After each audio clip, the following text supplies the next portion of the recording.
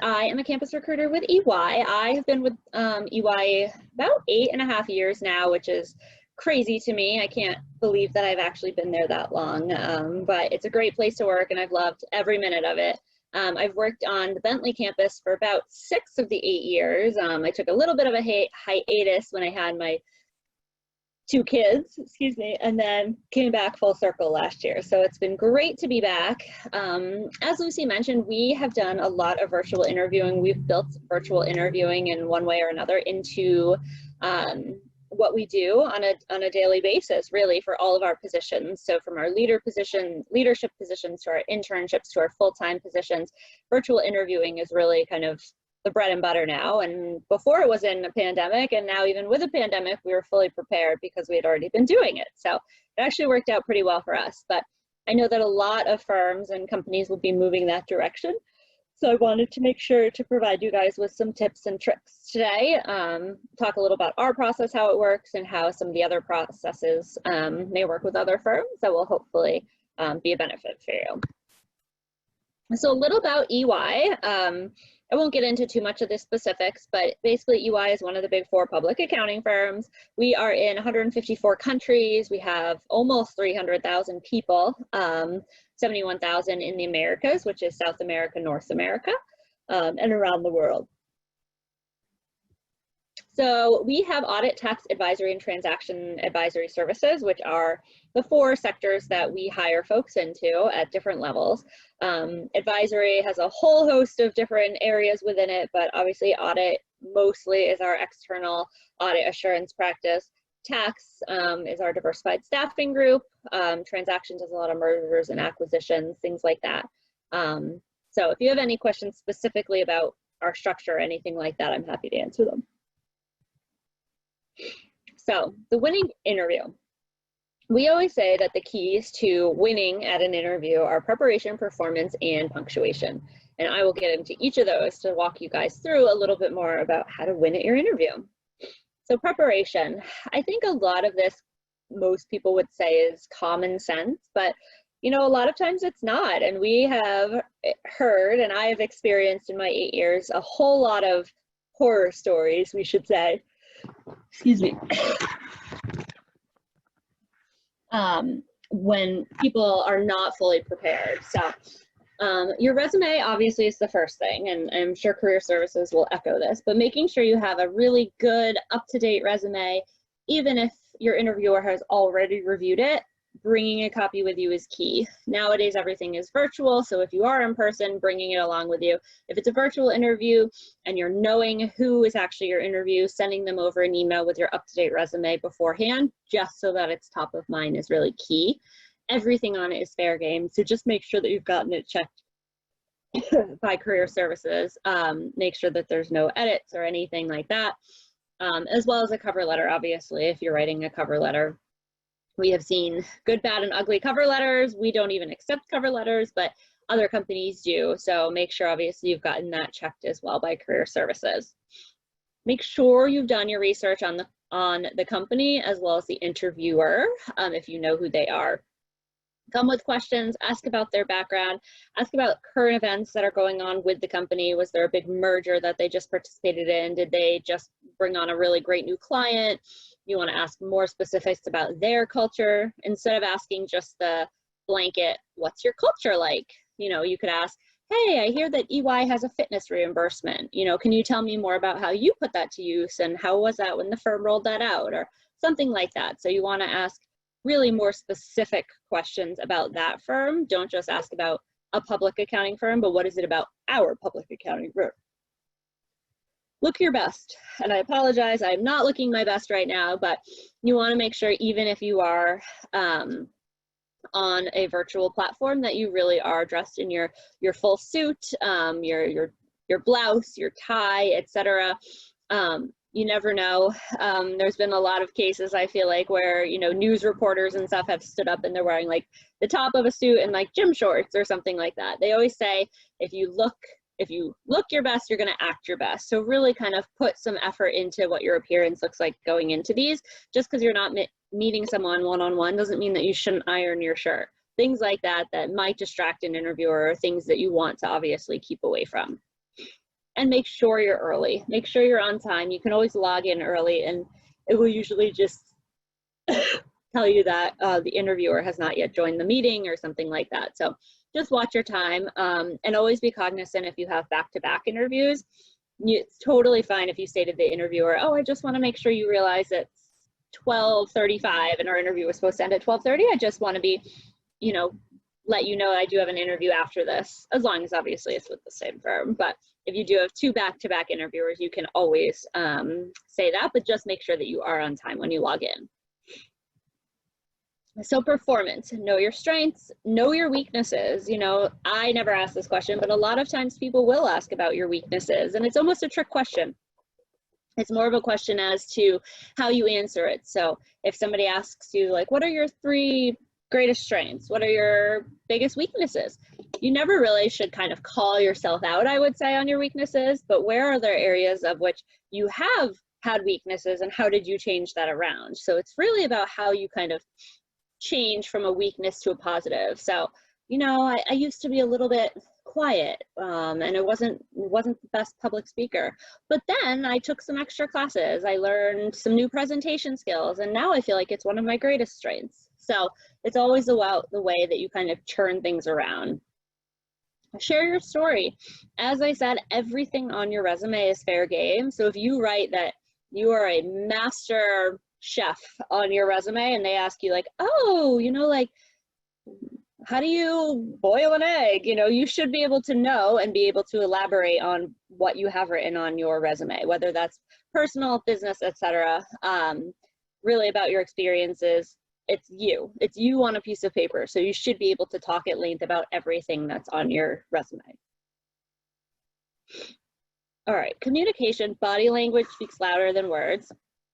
Make sure, especially on a virtual interview, that you're smiling, you're nodding, you're saying, yes, oh, I agree. You know, you're making it a two-way conversation, because it's very awkward when you're just, and I can tell you literally right now, I'm talking at a screen and I don't see anyone except for myself. So I feel like I'm talking to myself. So it's very difficult. So that's why, you know, these interviews that you are doing over a Skype platform or something like that, you do want to make sure that your communication skills go beyond just talking, but also, even if you're on the listening side of it, use hand gestures, you know, nod, make sure you keep that eye contact. Because if I'm looking like this, even if my screen is over there, it makes me look that I'm looking off screen. It makes me look like, you know, I'm not paying attention. So, you know, some people have dual monitors up, and sometimes I'm looking here and I'm looking at the screen, but in reality, the camera's here. It doesn't make me look like I'm looking at the screen. So just be aware of things like that and really kind of make sure that you practice prior to your interviews. Things to avoid: rehearsed responses that don't answer the question, obviously. I always tell people, you're always going to be asked about teaming and leadership. But with that said, we don't want you to come up and say, this is a time when I was a leader. One time I blah, blah, blah, blah, blah. Same with whatever else. So we want you to know what is coming. We want you to have an example in your mind, but we want you to kind of think on your feet. We don't want to have something that we know that you've sat there and memorized, because we don't want it to be a memorization. We want it to be an interaction. No swearing, obviously. I don't think that one comes with any surprise. I mean, politics right now are a hot topic. I mean, you could discuss politics all day, but obviously not something to really be talking about in an interview. You can certainly ask about someone's background, or, you know, if they have, I don't know, a Red Sox banner in the background or something like that. You can definitely talk about things that are personal to their lives, but politics is one that, you know, probably makes more sense to avoid at all costs. Obviously interruptions as well. Make sure, you know, I know everybody is at home. It's hard if your dog's barking, but, you know, just try to find a quiet place. Put your cell phone away or turn it off completely, just so that you're not like happen to be like looking down. I know for myself, like I have an Apple Watch and it vibrates whenever I get a text message. So inadvertently, you know, even if I'm not looking at my phone, all of a sudden I'll just like look down at my watch. Same thing. So just make sure that you're really thinking through these things, because you want to make sure they feel like they have your undivided attention. So punctuation, put in the period at the end. Send a thank you note. The number of times in a roundtable discussion or at some point after an interview, I'll get a follow-up from an interviewer that'll say, oh my gosh, I just got the best thank you note. I was so impressed. They sent it within an hour after the interview. They really highlighted like things that we specifically talked about and made it very relevant to our conversation. So make sure it's within 24 hours, the sooner the better. And really talk about things that you talked about, not just the generic, thank you, I think I would be a great fit. Make sure it's, hey, it was so great to hear about your involvement with the Professional Women's Network. It's definitely something I want to get involved with. You know, I would love to hear more about it if all works out here. Make it very personal. They love to hear that you actually kind of remember them, remember kind of the conversation as well. Obviously, it's not that easy. You can't really just get a business card. So if for some reason, you know, in your confirmation they don't list who your interviewers, it's totally fine in your interview to be like, oh, hey, Mr. Smith, can you actually tell me your email address? I want to make sure I keep it on file. Totally fine in an interview to do that. And yeah, you never get a second chance to make a first impression. So really leaving your stamp afterward is a great way to kind of drive home the point that you really are interested in the opportunity. So behavioral interviewing. Behavioral interviewing is basically the style of interviewing that is not a case study. So we're not sitting there asking you, what's 2 + 2? It's more about your experiences. It's about your resume. It's really about skills, examples, knowledge, your abilities, things like that that you can kind of talk about versus a case study where there's like a right or wrong answer and it's more thinking through your thought process. So all of our interviewing is behavioral based. Sample questions and answers, like I mentioned before, tell me about a time when you took on a leadership role. How do you deal with balancing multiple priorities? What do you do when someone in one of your classes challenges you on a point when they're on your project, or has a different idea about the topic of the presentation? Things like that that you can pull specific experiences and examples from your school, from your work, from your internship. Make them relevant, though, I think is the biggest thing.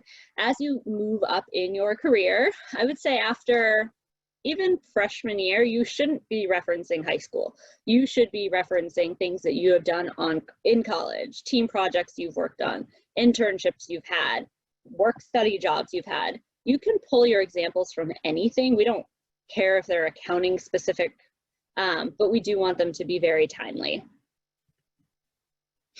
So this just talks a little bit more about kind of some examples, but relevant experiences, be prepared for them to probe for details. And just because, you know, most of obviously our first round, which I'll get into, is a pre-recorded, there's no way to ask for follow-up details, but do expect that if you've told a story, they'll say like, oh, well, what was the outcome of that? Or what do you think you learned from that? Or something like that. So always be prepared for more of a opinion-based follow-up question that will kind of lead, they won't be leading you on, but they'll be asking for you to be able to pull out your own judgment of how things progressed.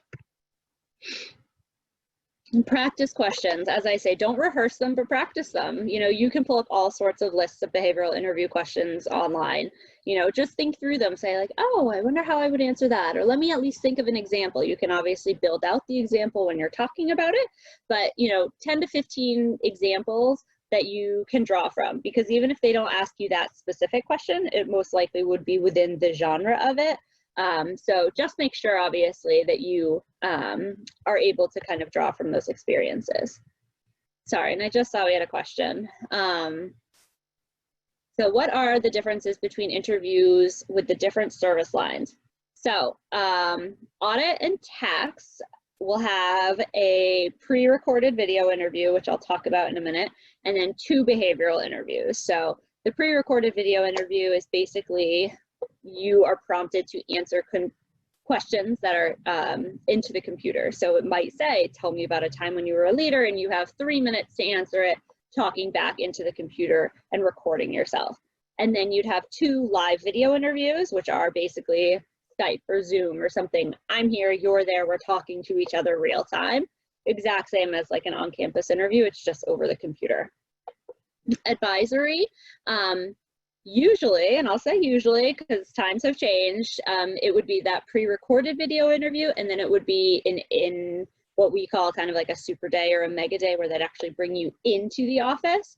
And with that, there would be 2 behavioral interviews. There would also be a case study. The case study will vary based on the specific line of advisory, but more often than not, it's very kind of based on like a SWOT analysis. So the strengths, weaknesses, opportunities, and threats that you could identify within an example case that they give you.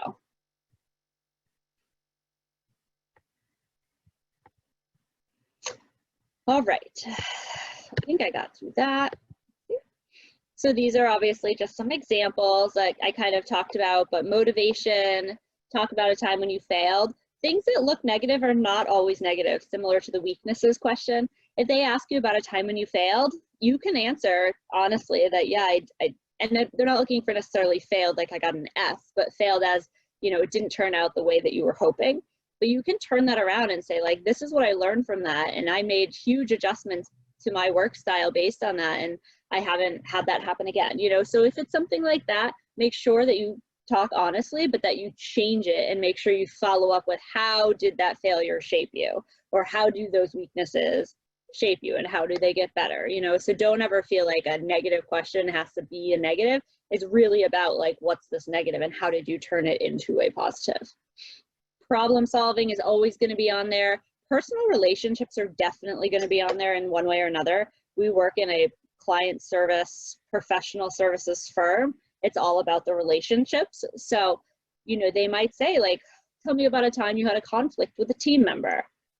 Things like that, again, are not necessarily negative. They know everyone has conflict with team members, whether that's you just have differing ideas, but how did you work through it?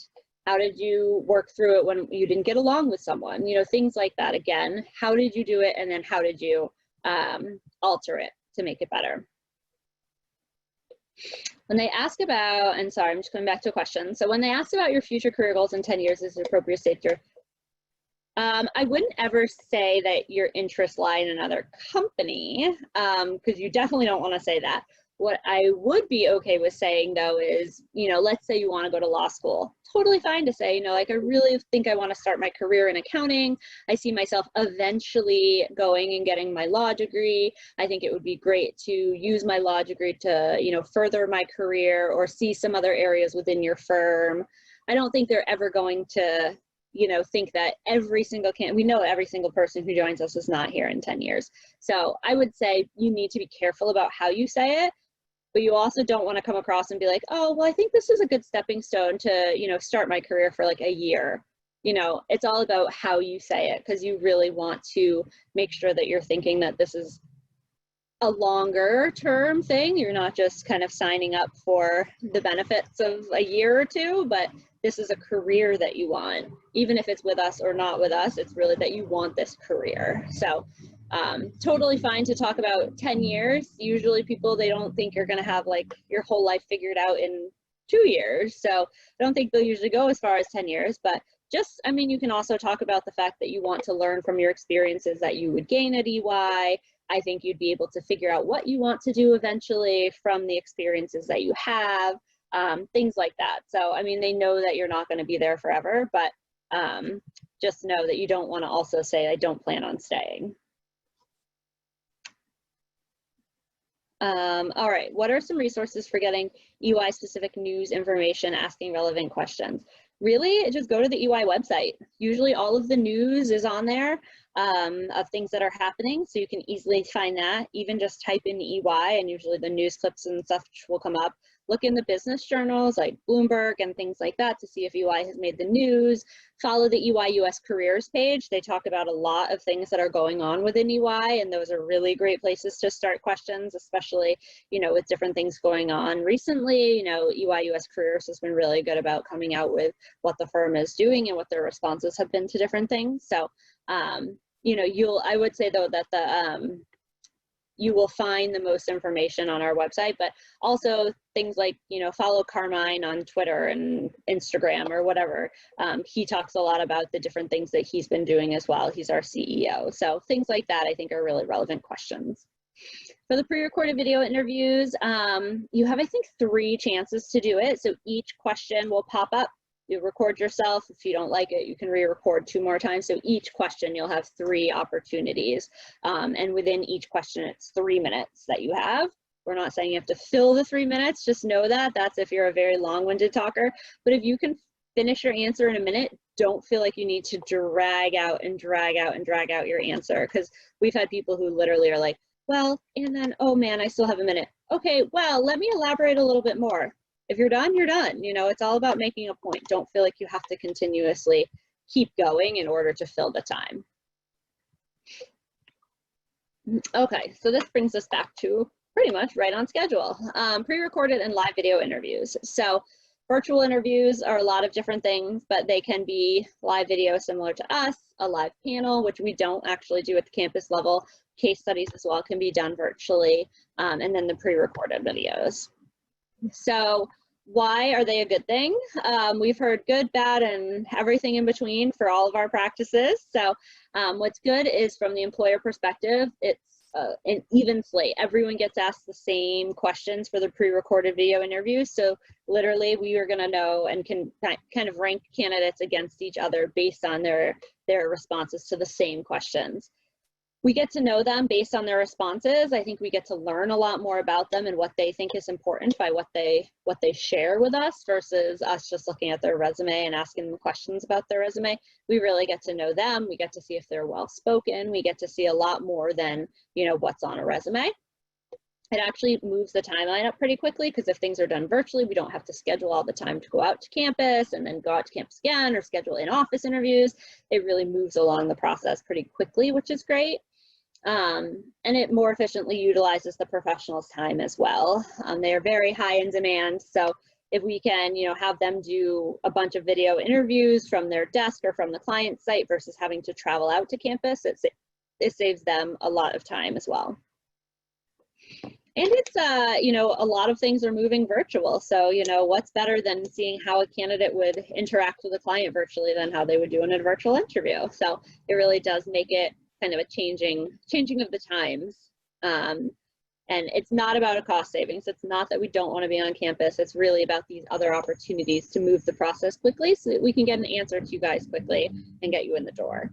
Candidates find it really flexible and convenient. They can really do it at any time. We will say, hey, you have 48 hours to complete your video interview.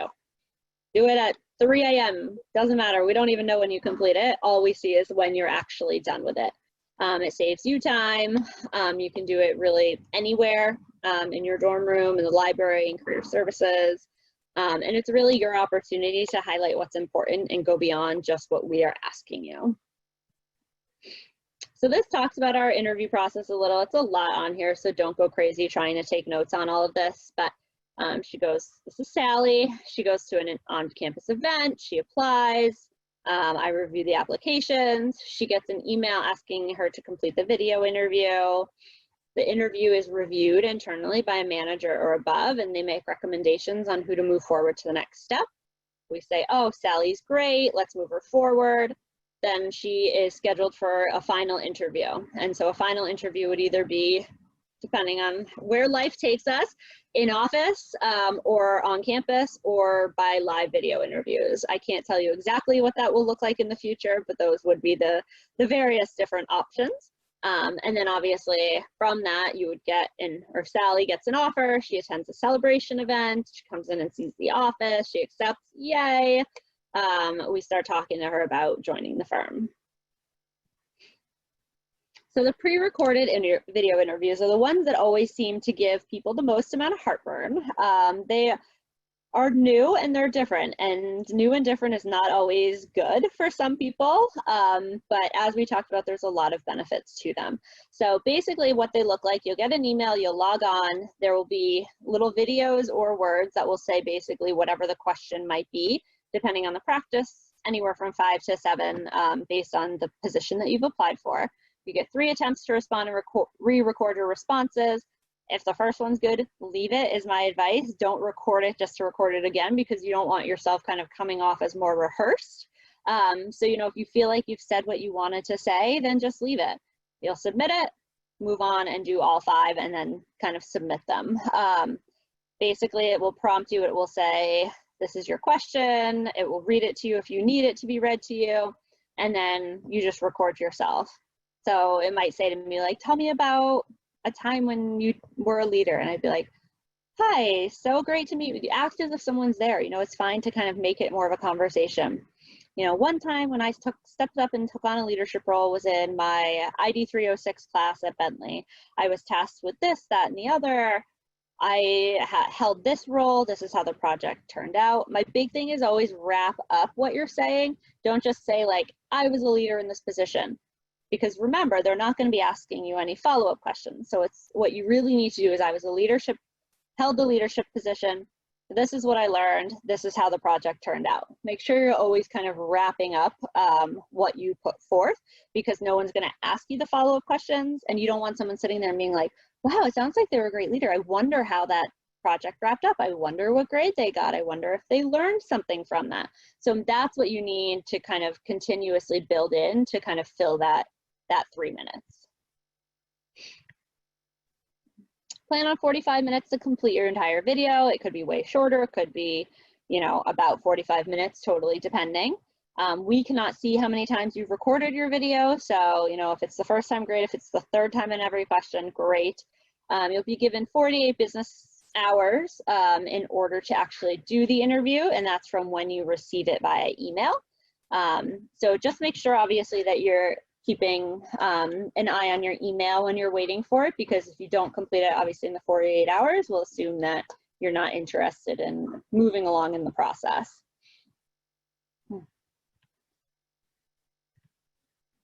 So these are things, kind of some tips and tricks. Obviously, technology, you never know what's going to go wrong. Don't freak out. You will be sent an email from a recruiter or recruiting coordinator. If you're having issues, just reach out to them. There's also an EY hotline number. Reach out to that if you're having technological issues. Don't just like hope and pray that it looks good, because I've had people submit interviews and for some reason like 90% of it's cut off and they don't tell me. And they know, they just don't tell me because they're like, oh gosh, I don't know what to do. So you know what, these things happen. If we have to send it to you to re-record it, fine. If we have to set up a phone interview, fine. You know, we can make it work. So just make sure, obviously, if there are any technological issues, that you are kind of accounting for them. I'll tell you up front right now, almost every system we use, you want to open in Google Chrome. For some reason, Internet Explorer, Firefox, etc., do not actually work with our video interview platforms. We tell you that multiple times in the confirmations, but just so you know, make sure you get under kind of the guidance to start using that for any of like the video interviews and stuff. We've found that it just works better and gets much better kind of response times. What should you wear? I already talked about it. We want to make sure you're still in your business professional. Business casual is fine as long as you look well put together. Feel free to wear headphones if it's easier for you to talk into his computer, so that way you're not hearing your feedback, anything like that. If it's a little thing that the video or the audio skips a little, not a big deal. Don't freak out about it. It doesn't have to be perfect. But again, if half of your video cuts off or we can't hear you, then yes, you'd want to re-record it or reach out to one of the recruiters and we'll find a different way to make sure it works. Career Services also has computers and they are more than willing to let you use their computers to record your interviews.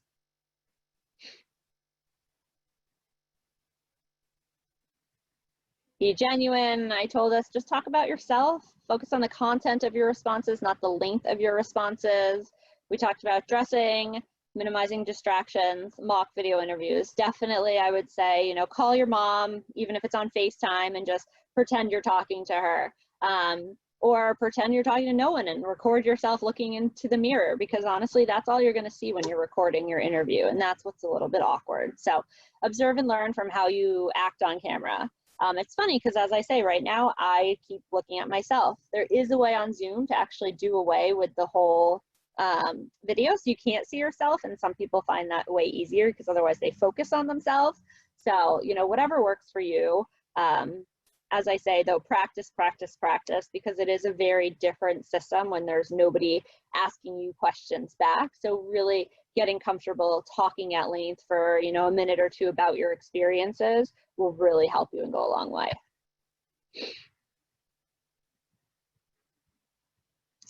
Look at the camera, I talked about this. We already talked about all of this. There's Chrome again, told you it'll pop up again and again. So prepare, prepare, prepare. So as I said before, practice out loud some go-to stories about challenges, teamwork, group assignments, things like that will always come up, and then look prepared as well. Obviously, if there's like piercings, tattoos, things like that, you probably don't want them to be seen. So, you know, let's say you have a tattoo on your arm, wear a long sleeve shirt, remove any excessive piercings. Obviously, make sure your hair is appropriate for a business professional setting, and things like that. Let's see, another question.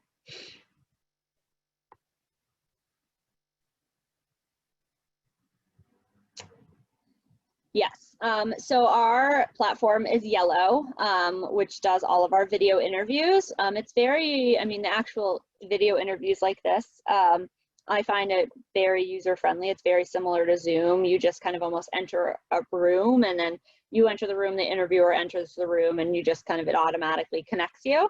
I don't know if I have any specific tips. The pre-recorded is also through Yellow, but I would say, as I said, like, make sure you're using Chrome. Make sure you're testing, obviously, your video and your sound prior to. Make sure you have a strong Wi-Fi connection, things like that. I don't think there's anything really specific about the Yellow platform outside of Skype or Zoom or anything like that, though.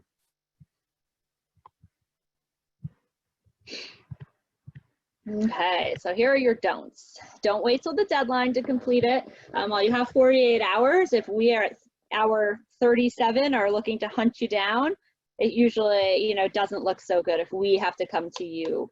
I would say, you know, if you have 48 hours to complete it, try to complete it in the first 24 hours. We don't want you, you're not going to seem over eager if you get it and then go and, you know, start thinking about it and doing it. You know, the sooner we get them from you, the easier it is, and the quicker that they actually will get a response from one of our professionals. So I would say as soon as you have some time, as I say, 45 minutes is, you know, you can find 45 minutes in your day, whether it's between class or in the library or whatnot. Just don't make us have to hunt you down to figure out if you're interested or not interested because we have not received your video interview. Don't rehearse or memorize. Don't record yourself in a coffee shop or outside. If there's distractions and things that are going to pull an interviewer away, then you don't want that to happen because you really want them to be focused on you and what you have to say. Don't create the perfect setting. We all know that life, especially right now, involves everybody working from home. So I think Lucy and I were talking about this when we were setting up. I was like, you'll probably hear my dog barking. You'll probably see one of my children running around behind me. Especially right now, we know that everyone's lives are crazy hectic. So don't try to make your house look amazing. You know, just head to the library or something if you feel like you want to have just like a clean, neat space. We're not judging you based on your backgrounds.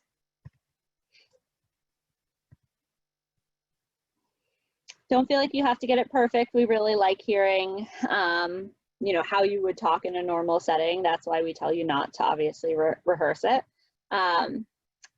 So ask yourself, does it really warrant a re-record? This is probably the biggest one because people always think they have to re-record things. And honestly, if you listen to it and it gets the answer done, you don't get that first one back if the second one is even worse. So I would say if you feel like it's even okay, you're probably good. You know, don't question your answers. If there's something you forgot to say, usually the last question will be something along the lines of, is there anything else you want us to tell? And it's an open-ended question. So don't feel like you have to go back and re-record yourself if you forgot something. By the end of it, you'll be able to work that into one of your other responses. Sit up straight, avoid crossing your arms, you know, nervous habits, twisting your hair, anything like that, definitely try to avoid.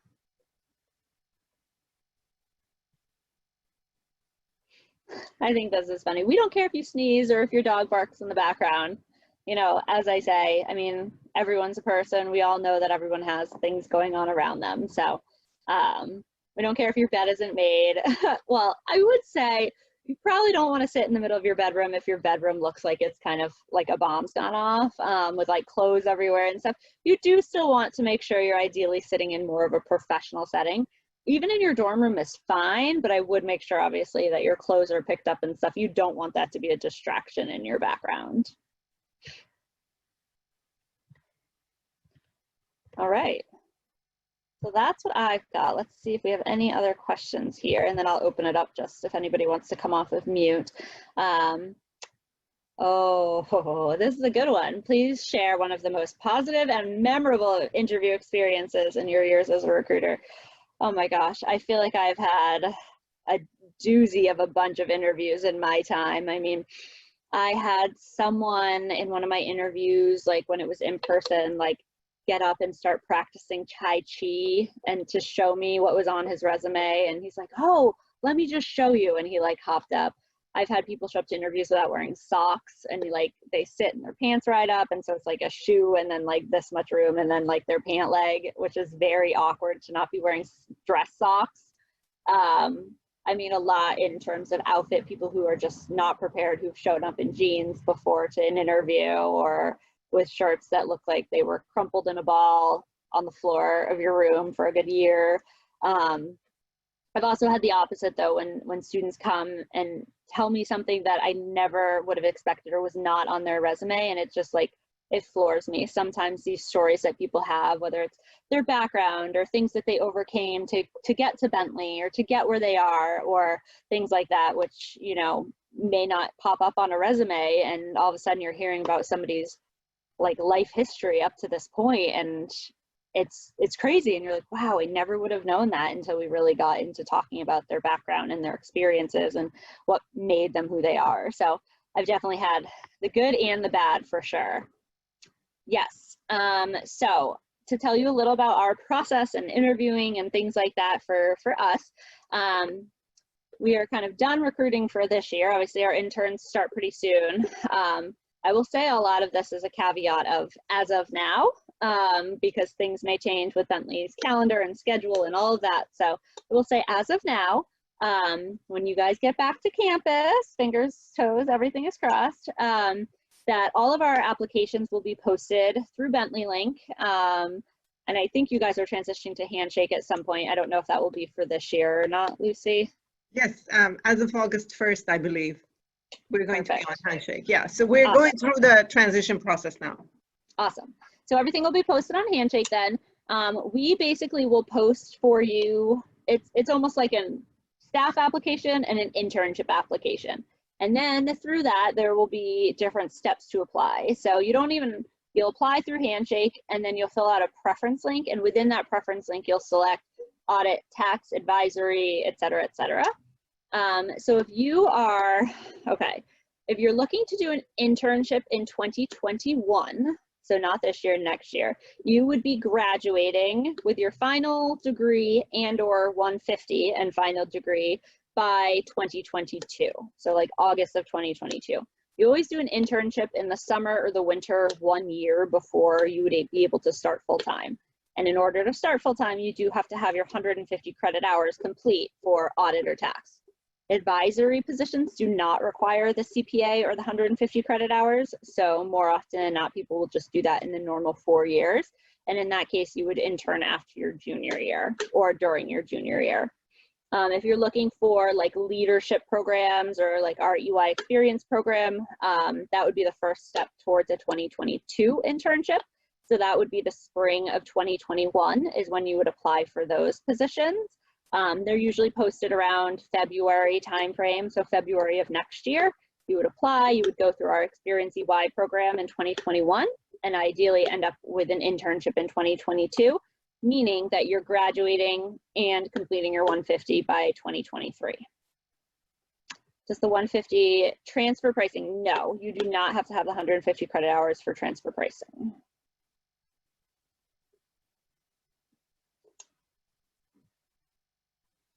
Any other questions about EY, our internship, anything like that?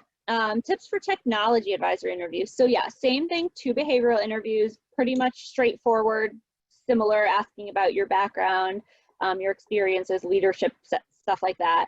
The advisory case study for both technology and risk advisory is a tech-focused case study. So it will basically be that they will ask you about They will present you with a case. You'll get about 10-ish minutes to actually read over the case. Then they will ask you questions about it. So, you know, what technology do you think would have made this process a little bit easier? How can you think about a way that we could build technology in to prevent this crime from happening? So it's really an opinion-based thing. There are not any specific right or wrong answers. It's more about what do you think, or what ideas can you come up with, versus, you know, that we're trying to get like one specific answer.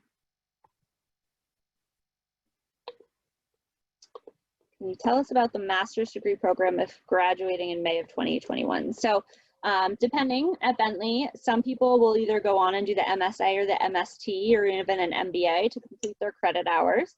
So if you're graduating in May of 2021 from undergrad, then you would do usually the 1-year MSA or MST program to graduate in 2022. Obviously now with the trimesters getting rolled out, there may be more opportunity for you to take additional classes during the 3 semesters. So you may not need to do that 5th year, or you might be able to take summer classes or online classes. Obviously there are specific classes you have to take for the CPA exam, but a lot of the other classes are really just based on credit hours. So we have found people doing a lot of different things in order to fulfill those, many of them being, you know, summer classes, online classes, night classes, etc. Any ways to feel, I lost this question. Oh, here we go. Ooh, sorry, let's keep scrolling on me.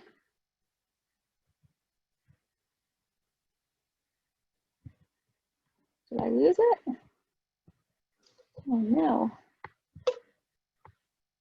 All right, where did we go? Okay. Are there any ways to feel less nervous and more confident during an interview? I would say dress for success, really dressing the part. You know, if you want to put makeup on or do your hair or something like that, they always say, you know, if you feel successful, you'll be successful. So things like that. Really just be confident in your answers. Don't be wishy-washy. Don't be like, like, you know, even if your answer is not necessarily the one they want, as long as you're confident about it, that will go a long way. You know, if they ask you about a teaming experience and you pull something from, you know, I play on the soccer team, it does not have to be something that has to do with accounting. And that would be my big thing. Make sure it's the most relevant experience. And that can be a sports team, that can be a job, anything like that. You know, as long as you know your resume, that's the biggest thing. Like, make sure you look at your resume before your interviews just to refresh yourself on what you listed, because you never want to be in the case where they pull up one of the bullet points that you put down and ask you about it and you're like, oh, I don't remember actually much about that. You know, so make sure that you know your resume well, and just be confident, I think, is the best thing, because confidence will really take you a long way. Even if you don't know the specific answer, if you're confident in, you know, speaking about yourself, I would say you'll go a long way. Behavioral questions, similar to what they're actually asking. I mean, based on our what we do, we're all professional services. We're all based on our people. So we want to know, can we sit in an audit room with you for 10 hours a day, you know? And we want to know that you have a personality, that you are somebody that we would want to work with, that is really great on a team, but that we could say, hey, John, here's this. We're leaving the office today for a meeting, like, and you're fine to be a self-starter and work on it on your own. Somebody who's always willing to chip in and go above and beyond and raise their hand to help, not somebody who just sits around like waiting for things to be done, somebody who's a real self-starter. Those are the things that we've seen in terms of people getting really far in their careers. Okay. Yeah. If I were to finish my 150 credit hours in December of 22, you'd apply for the summer of 2021 internship, or 2022. So you would apply for the summer of 2022 internship. Basically, if we're able to accommodate a start date in January, that would be for January of 2023. And so if that's the case, you'd still intern 1 year, unless you're taking classes over the summer or something like that. Otherwise, you would do your internship and then start. So you would do summer of 2022. For a full-time job, you can apply for one position. We do ask you in the preference link when you fill it out, we ask you for your first and second choice in terms of practice and location. So you actually kind of get a two applications in one, but we do want you to really know why you want to go for that position. I think that's the biggest thing is, you know, just because we offer audit and tax, you know, one of the questions going to be is why do you want to be in audit? And we don't want you to say, well, I also applied for tax. I want to see everything. We love that you want to see everything. But at a certain point, we want to know that you're really dedicated to a specific job and to be able to talk about why you want that job, not just a job at EY. Graduate programs for candidates graduating December after. Nothing specific, as I say. We do try to sometimes start people in January. It's hit or miss based on the practice. Otherwise, we would roll you into kind of the next summer's start class for staff. So if you're graduating in December, let's say, of this year, you'd start full-time probably next summer. A lot of people will take that time off to, you know, work a part-time job, do an internship, study for the CPA, or as I say, some of our practices will start people in January. If I'm trying to pass my CPA exam before graduation, which is a great idea. So you don't have to say that to anybody. A lot of times on a resume, people will list if they have passed an exam. You have to have 120 hours of credits before you can actually sit for the CPA exam. So we very highly encourage you to try to get at least 1 or 2 done before starting full-time. But we leave it up to you. I mean, you have 5 years to actually get them done once you start full-time. You can't make a manager level role without them or without the CPA exam passed. So we encourage you to do them earlier. It saves you a lot of heartache of, you know, working full time and then you want to go out for happy hour, but instead you have to go home and study. So, you know, we try to encourage them to get them done as much as possible. As soon as you sign a full-time offer as well, either off campus or after the internship, you also get access to the Becker review materials that are fully funded by EY. So the classes, the materials as well. So as soon as you're done your internship or sign an offer, you can start studying right away after that.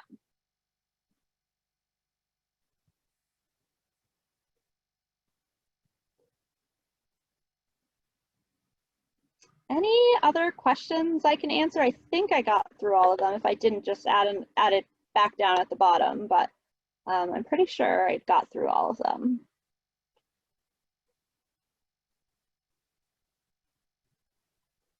Great. This is amazing. Thank you so much, Kristin. You're welcome. Were there any, one second, let me just see. Thanks, Audra. The fall winter internships for this year, yes. What's great is we do offer a winter internship for audit and tax, not within advisory. And with you guys obviously going on to do the trimesters this year, it actually will fall really nicely if you do decide to take the kind of winter semester off. They are full-time, 40+ hour a week. A lot of times there's overtime as well. So this fall, just as, you know, we will basically say EY internships, and within that you'll also preference summer or winter. Again, it's usually 1 year before you graduate. So if you were going to do a winter internship like this January to March timeframe, you would be graduating in 2022, not 2021.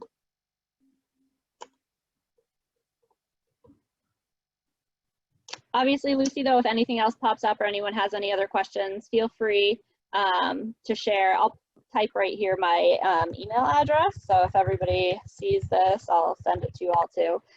Feel free, though, to shoot me any questions that you guys might come up with or anything else. I'm happy to answer for you. Thank you so much, Kristin. Obviously, also this has been recorded as well. Because it was very informative, it was very helpful, and hopefully a lot of other people will take advantage of watching it and learning from it. Yep, I just saw 2 questions pop up really quick. Oh, sure, yeah.